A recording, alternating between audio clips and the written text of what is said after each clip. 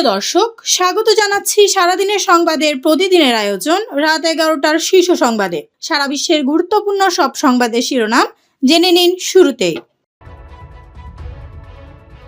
সংকটে বাংলাদেশের ভাবমূর্তি, অভিবাসনে ধাক্কা, যুক্তরাষ্ট্রের ভিসা স্থগিত, কর্মকৌশল নির্ধারণ করবে সরকার। বৈশ্বিক পরিস্থিতি বিপজ্জনক হয়ে উঠছে বললেন রুশ প্রেসিডেন্ট পুতিন।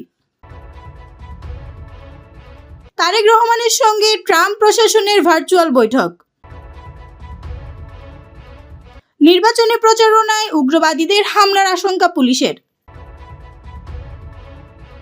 জামায়াতের বিরুদ্ধে আদর্শচ্যুতির অভিযোগ তুলে 11 দলীয় জোটে না থাকার ঘোষণা ইসলামী আন্দোলনের। যুক্তরাজ্যে সহকারী হাই কমিশনে চুক্তিভিত্তিক নিয়োগ পেলেন শহীদ ওসমান হাদির ভাই ওমর বিন হাদি।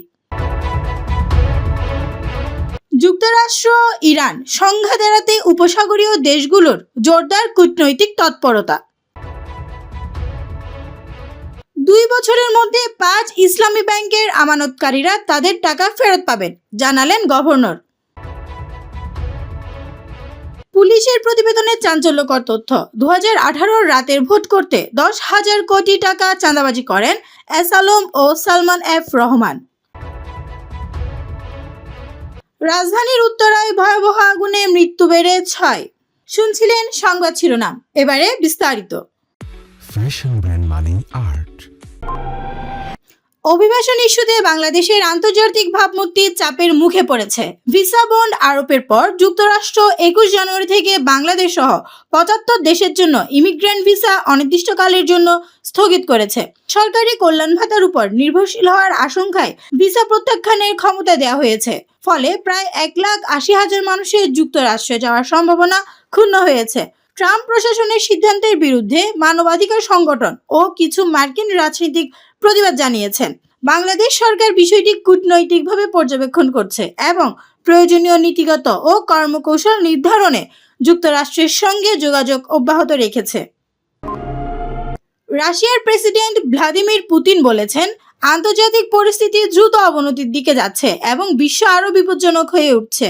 নতুন রাষ্ট্রদূতদের পরিচয়পত্র গ্রহণ অনুষ্ঠানে তিনি জানান, পুরনো সংঘাত তীব্র হচ্ছে এবং নতুন সংকট তৈরি হচ্ছে।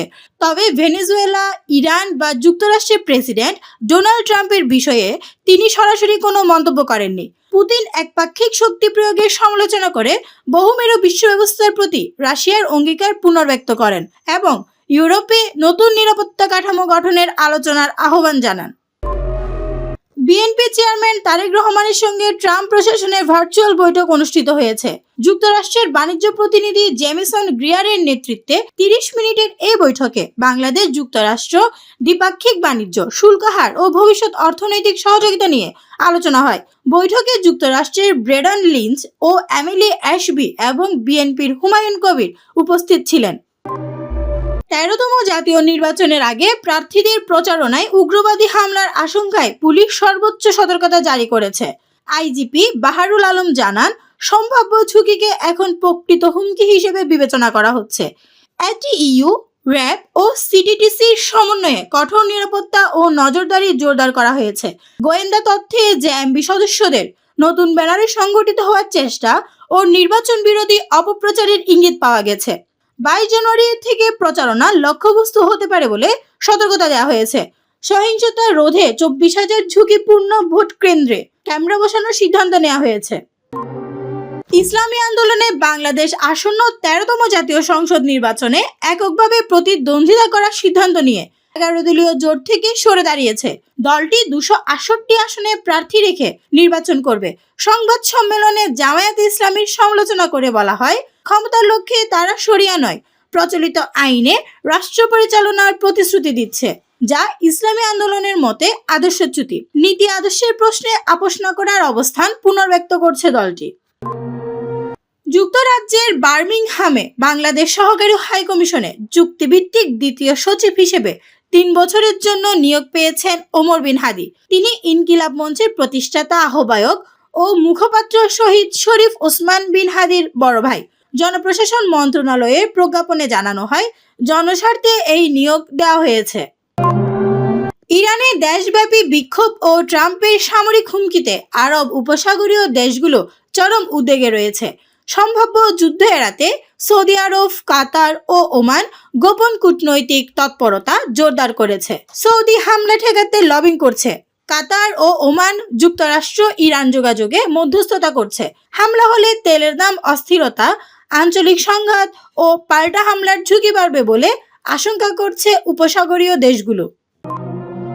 সমস্যাগ্রস্ত 5 ইসলামী ব্যাংকের সব আমানতকারী আগামী 2 বছরের মধ্যে তাদের মূলধন ও দেখানো মুনাফা সহ অর্থ ফেরত পাবেন বলে জানিয়েছেন বাংলাদেশ ব্যাংকের governor doctor Ahsan H Mansur. ফেরতের প্রক্রিয়া শরিয়া কাউন্সিলের নির্দেশনা অনুসরণ করে করা হবে। সরকার ব্যাংকের পূর্বের ব্যবস্থাপনার ক্ষতি আমানতকারীর উপর চাপাচ্ছে না।